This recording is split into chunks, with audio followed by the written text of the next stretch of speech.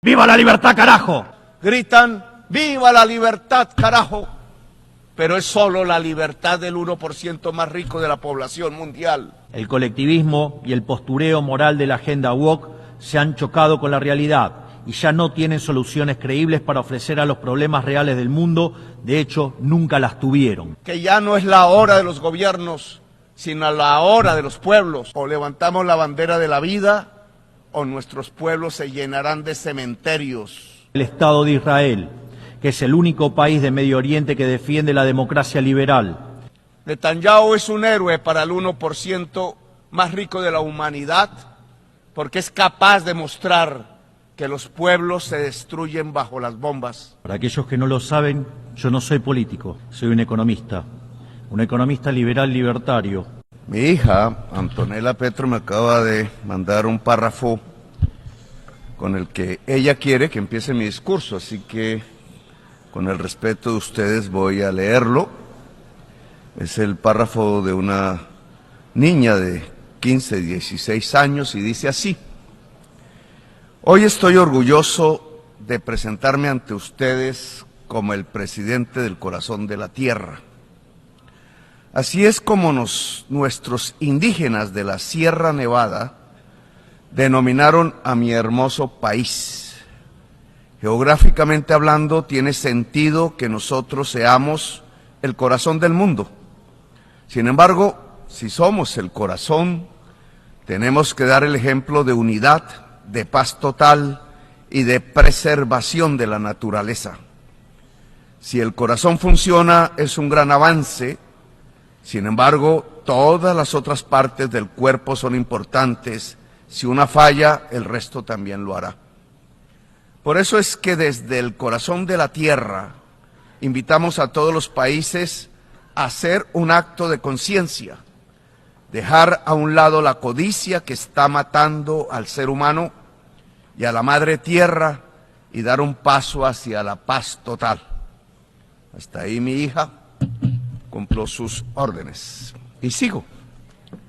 Señoras y señores presidentes del mundo, en este recinto la capacidad de comunicación de un presidente depende de la cantidad de dólares que tenga en su presupuesto, en la cantidad que tenga de aviones de guerra y en el fondo en la capacidad que tenga su país de destrucción sobre la humanidad.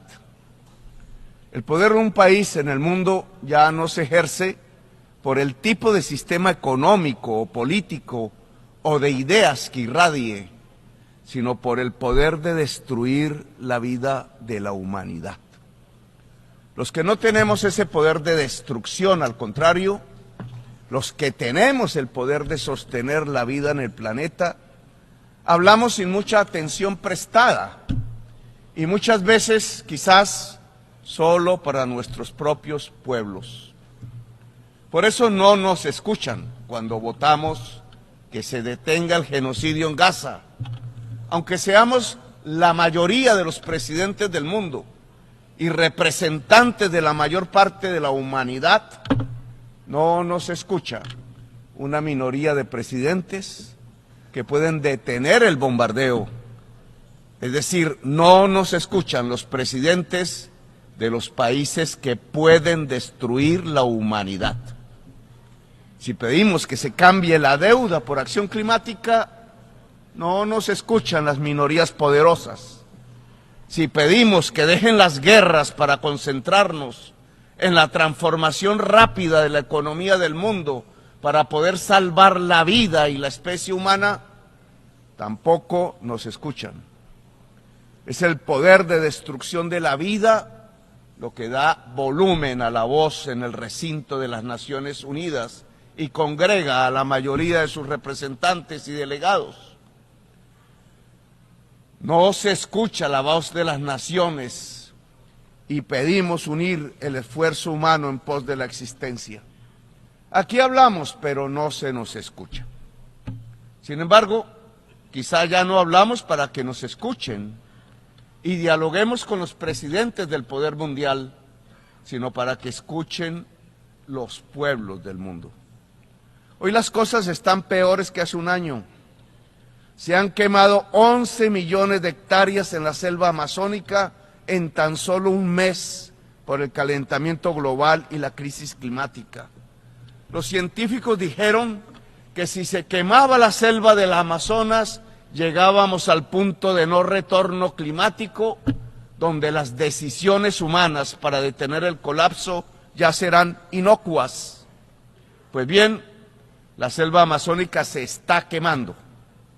Las campanas ya doblan por todo el planeta, por ti, por nosotros, por la vida y la humanidad, como dijera Ernest Hemingway. Las campanas no solo doblan por ti, sino por toda la vida. Ha comenzado el fin. Hace un año pedí una conferencia de paz por Palestina en este mismo lugar, sin que hubiera estallado aún la primera bomba. Hoy tenemos 20,000 niños y niñas asesinados bajo las bombas y los presidentes de los países de la destrucción humana se ríen en estos pasillos. Con ayuda del poder de comunicación de los medios mundiales que hoy están en propiedad de los grandes capitales, reordenan el mundo sin democracia, sin libertad. El proyecto democrático de la humanidad está muriendo con la vida, mientras los racistas, los supremacistas, los que creen estúpidamente que los arios son la raza superior, se aprestan a dominar el mundo esgrimiendo el terror de las bombas sobre los pueblos. El control de la humanidad sobre la base de la barbarie está en construcción y su demostración es Gaza, el Líbano. Cuando muera Gaza, morirá la humanidad toda. Resulta que el pueblo de Dios no era el pueblo de Israel, no es el pueblo de los Estados Unidos de Norteamérica, sino que el pueblo de Dios es la humanidad toda. Y los niños de Gaza, eso eran humanidad, el pueblo elegido de Dios. Están matando el pueblo elegido de Dios, los niños de la humanidad. Hay una razón para este Armagedón del mundo contemporáneo. En la sinrazón de los gobiernos que aplauden el genocidio y que no actúan pronto para cambiar las economías hacia la descarbonización, hay una lógica. La lógica no está en el mundo político, ni en este atril donde hablan todos los presidentes. La lógica está afuera y se llama desigualdad social. Oxfam dice que el 1% más rico de la humanidad tiene más riqueza que el 95% de toda la humanidad junta. Es en esta desigualdad alcanzada, la mayor de nuestra historia como especie, donde se encuentra la lógica de la destrucción masiva desatada en la crisis climática y la lógica de las bombas que suelta un criminal como Netanyahu sobre Gaza. Netanyahu es un héroe para el 1% más rico de la humanidad porque es capaz de mostrar que los pueblos se destruyen bajo las bombas. Si la riqueza la medimos en CO2 emitido y no en dólares, tenemos la respuesta. El 1% más rico de la humanidad es responsable de la crisis climática que avanza y se opone a acabar el mundo del petróleo y del carbón, porque es su propia fuente de riqueza. Los políticos, incluidos los presidentes de los países más poderosos de la tierra, simplemente les obedecen.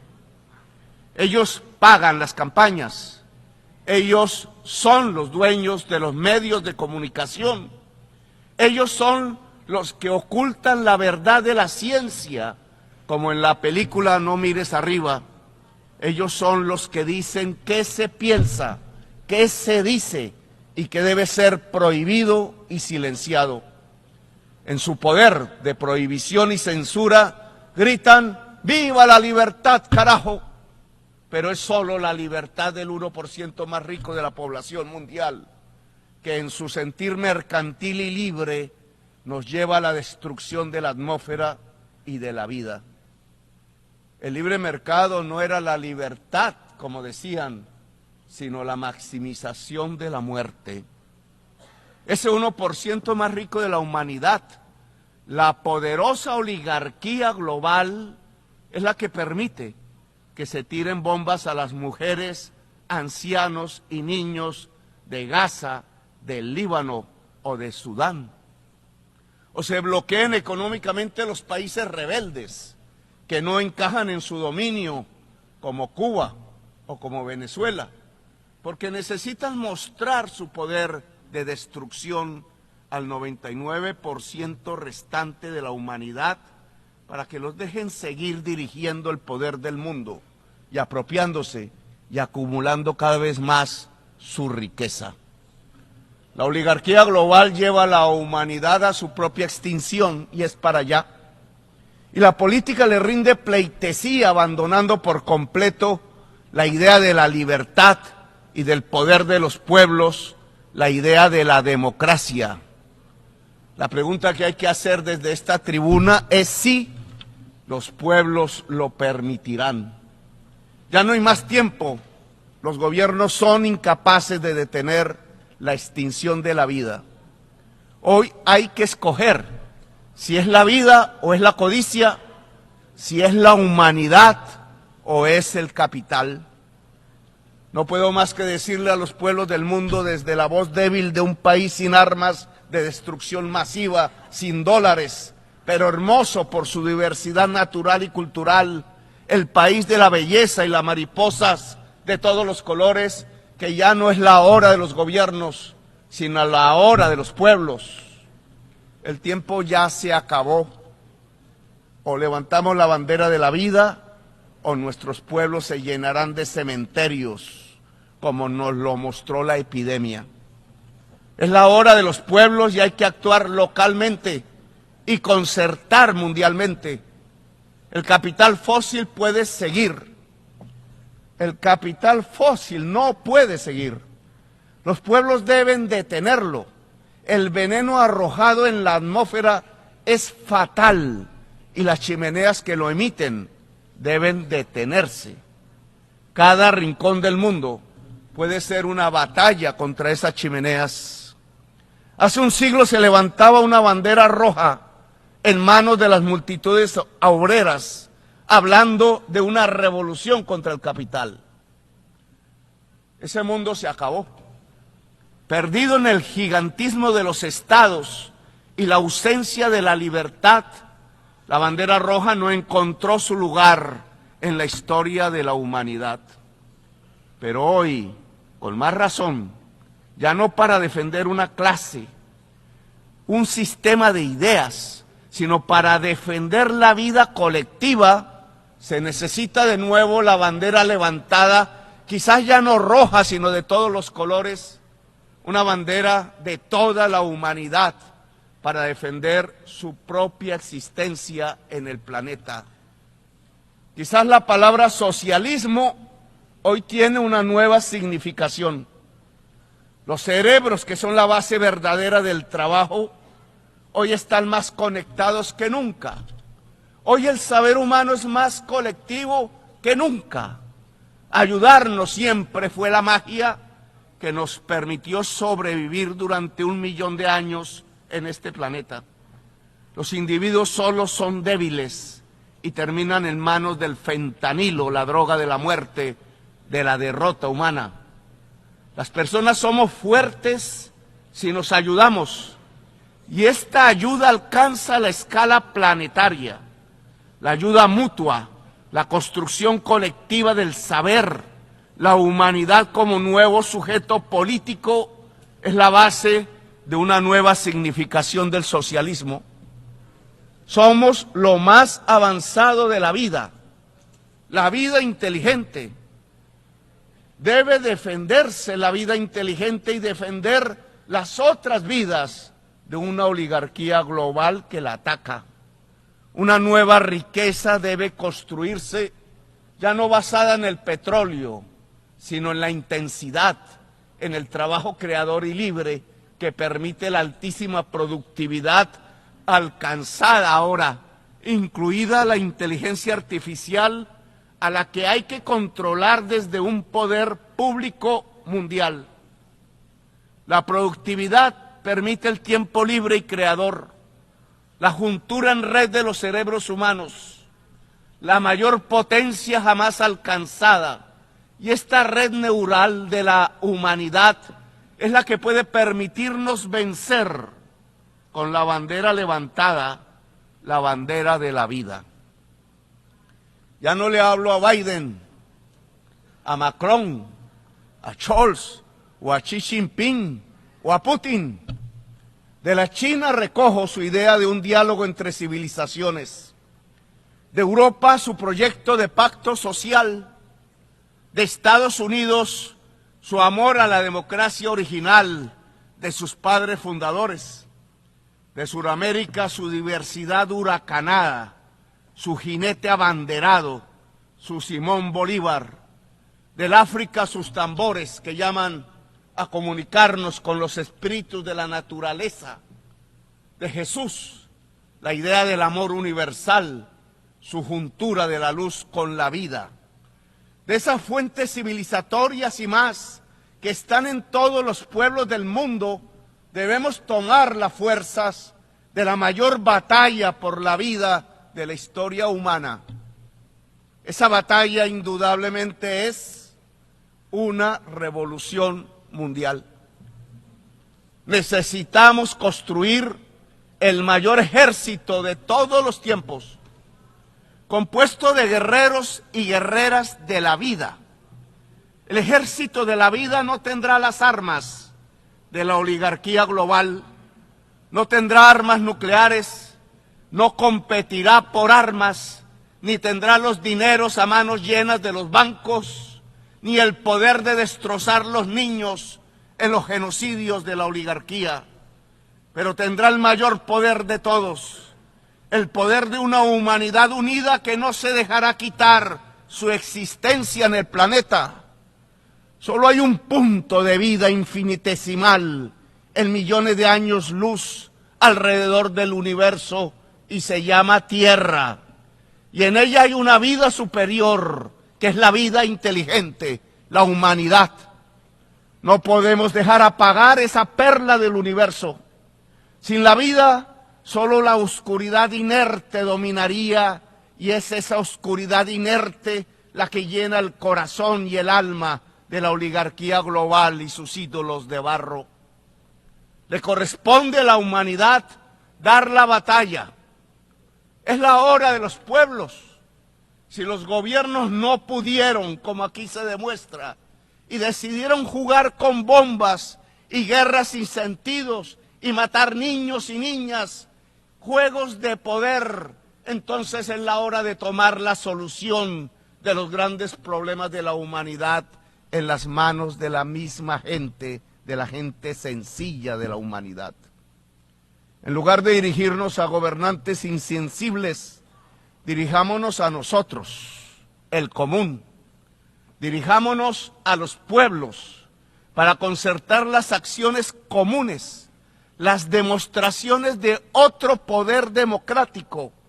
En medio de ese poder de la humanidad, convertida en conciencia actuante, aparecerán nuevos gobiernos, nuevos liderazgos. Si la vida vence su extinción, ya no será la oligarquía global la que gobierne el mundo, será derrocada para construir una democracia global. Una nueva historia está por comenzar. Gracias, muy amables.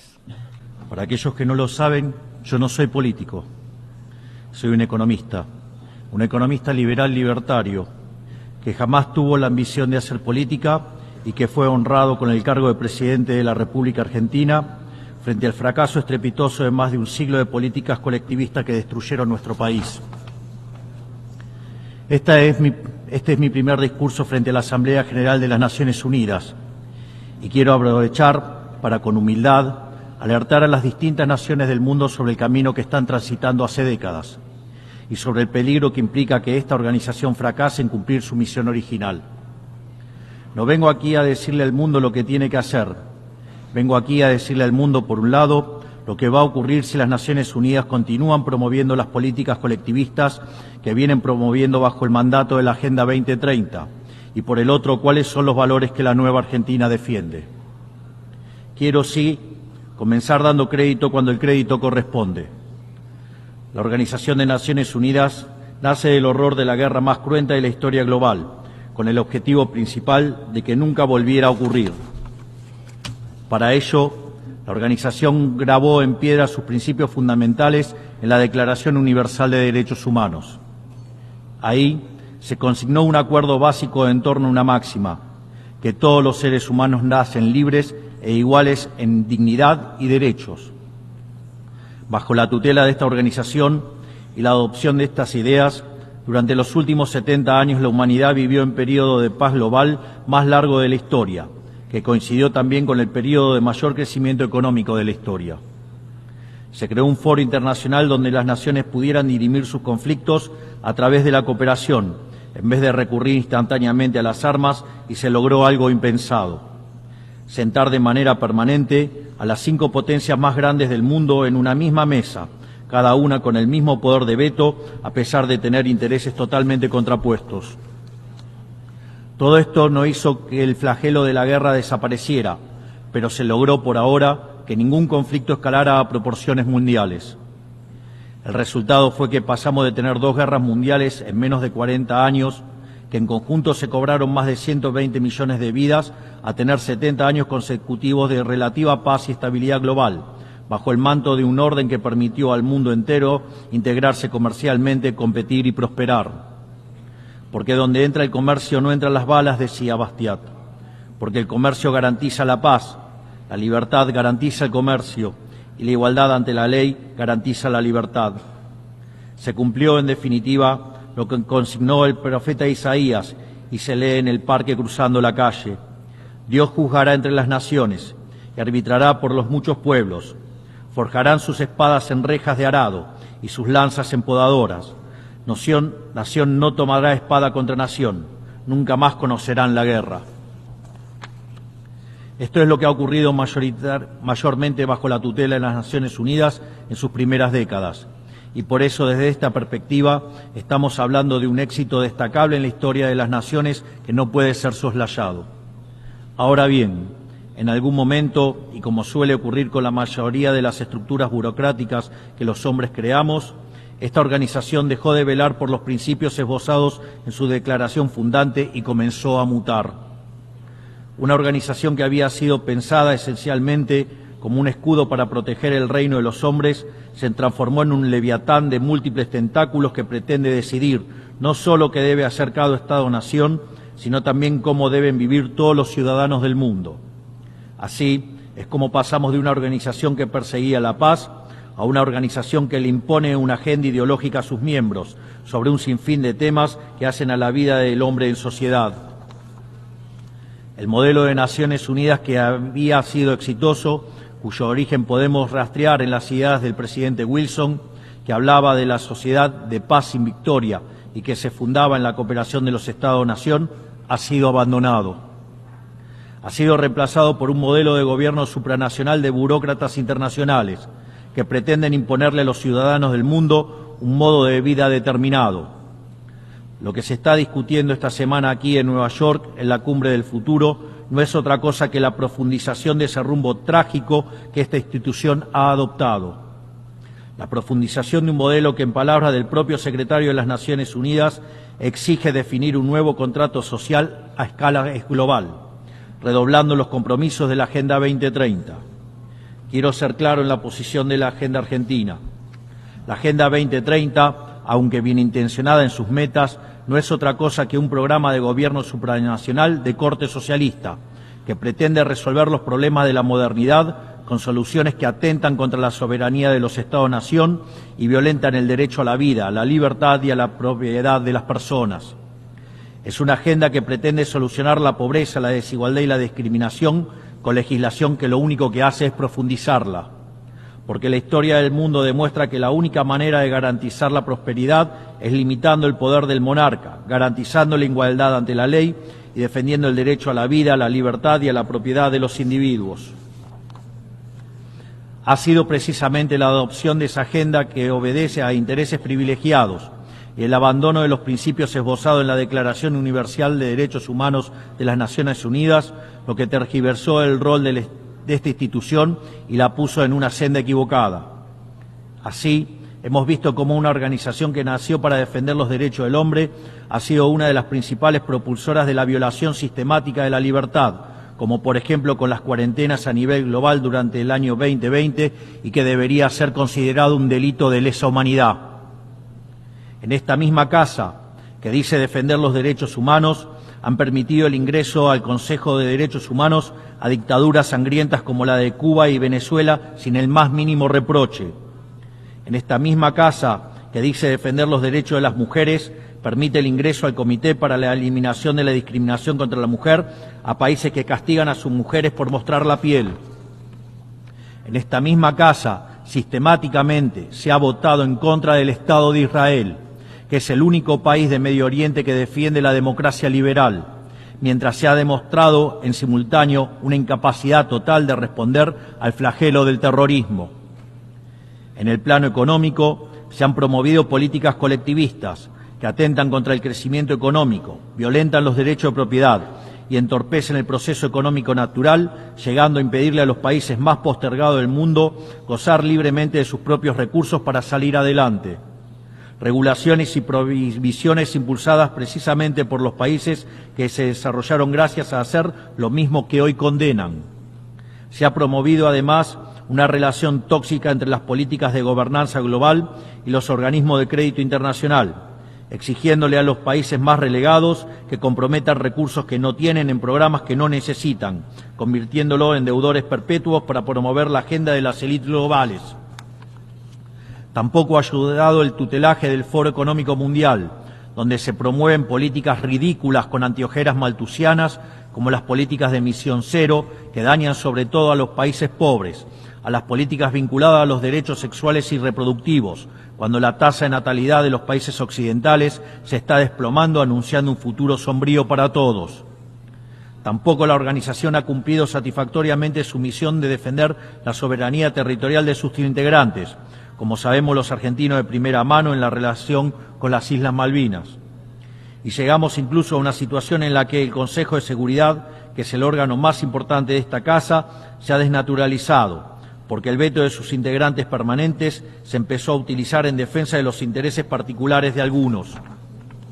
Así estamos hoy, con una organización impotente en brindar soluciones a los verdaderos conflictos globales, como ha sido la aberración y aberrante invasión rusa a Ucrania, que ya le ha costado la vida a más de 300.000 personas, dejando un tendal de más de 1 millón de heridos en el proceso. Una organización que en vez de enfrentar estos conflictos invierte tiempo y esfuerzo en imponerle a los países pobres que cómo y deben producir, con quién vincularse, qué deben comer y en qué creer, como pretende dictar el presente pacto del futuro. Toda esta larga lista de errores y contradicciones no ha sido gratuita, sino que ha redundado en la pérdida de credibilidad de las Naciones Unidas ante los ciudadanos del mundo libre y en la desnaturalización de sus funciones. Por eso, quiero hacer una advertencia. Estamos ante un fin de ciclo. El colectivismo y el postureo moral de la agenda woke se han chocado con la realidad y ya no tienen soluciones creíbles para ofrecer a los problemas reales del mundo, de hecho, nunca las tuvieron. Si la Agenda 2030 fracasó, como reconocen sus propios promotores, la respuesta debería ser preguntarnos si no fue un programa mal concebido de inicio, aceptar esa realidad y cambiar el rumbo. No se puede pretender persistir en el error redoblando la apuesta de una agenda que ha fracasado. Siempre ocurre lo mismo con las ideas que vienen de la izquierda. Diseñan un modelo acorde a lo que el ser humano debería hacer, según ellos, y cuando los individuos libremente actúan de otra manera, no tienen mejor solución que restringir, reprimir y coartar su libertad. Nosotros en Argentina ya hemos visto con nuestros propios ojos lo que hay al final de este camino de envidia y pasiones tristes. Pobreza, embrutecimiento, anarquía y una ausencia fatal de libertad. Todavía estamos a tiempo de apartarnos de ese rumbo. Quiero ser claro con algo para que no haya malas interpretaciones. La Argentina, que está viviendo un proceso profundo de cambio en la actualidad, ha decidido abrazar las ideas de la libertad. Esas ideas que dicen que todos los ciudadanos nacemos libres e iguales ante la ley, que tenemos derechos inalienables otorgados por el Creador, entre los que se encuentran el derecho a la vida, a la libertad y a la propiedad. Esos principios que ordenan el proceso de cambio que estamos llevando adelante en la Argentina son también los principios que guardarán nuestra conducta internacional a partir de ahora. Creemos en la defensa de la vida, de todos. Creemos en la defensa de la propiedad, de todos. Creemos en la libertad de expresión, para todos. Creemos en la libertad de culto, para todos. Creemos en la libertad de comercio, para todos. Y creemos en los gobiernos limitados, todos ellos. Y como en estos tiempos lo que sucede en un país impacta rápidamente en otros, creemos que todos los pueblos deben vivir libres de la tiranía y la opresión, ya sea que tome forma de opresión política, de esclavitud económica o de fanatismo religioso. Esa idea fundamental no debe quedarse en meras palabras, tiene que ser apoyada en los hechos, diplomáticamente, económicamente y materialmente, a través de la fuerza conjunta de todos los países que defendemos la libertad. Esta doctrina de la nueva Argentina no es más ni menos que la verdadera esencia de la Organización de las Naciones Unidas, es decir, la cooperación de naciones unidas en defensa de la libertad. Si las Naciones Unidas deciden retomar los principios que le dieron vida y volver a adaptar el rol para la que fue concebida, cuenten con el apoyo inclaudicable de la Argentina en la lucha por la libertad. Sepan también que la Argentina no acompañará ninguna política que implique la restricción de las libertades individuales, del comercio ni la violación de los derechos naturales de los individuos. No importa quién la promueva ni cuánto consenso tenga esa institución. Por esta razón, queremos expresar oficialmente nuestro disenso sobre el Pacto del Futuro firmado el día domingo e invitamos a todas las naciones del mundo libre a que nos acompañen, no solo en el disenso de este pacto, sino en la creación de una nueva agenda para esta noble institución, la agenda de la libertad. A partir de este día, sepan que la República Argentina va a abandonar la posición de neutralidad histórica que nos caracterizó y va a estar a la vanguardia de la lucha en defensa de la libertad. Porque, como decía Thomas Paine, aquellos que desean cosechar las bendiciones de la libertad deben como hombres soportar la fatiga de defenderla. Que Dios bendiga a los argentinos y a todos los ciudadanos del mundo y que las fuerzas del cielo nos acompañen. ¡Viva la libertad, carajo! Muchas gracias.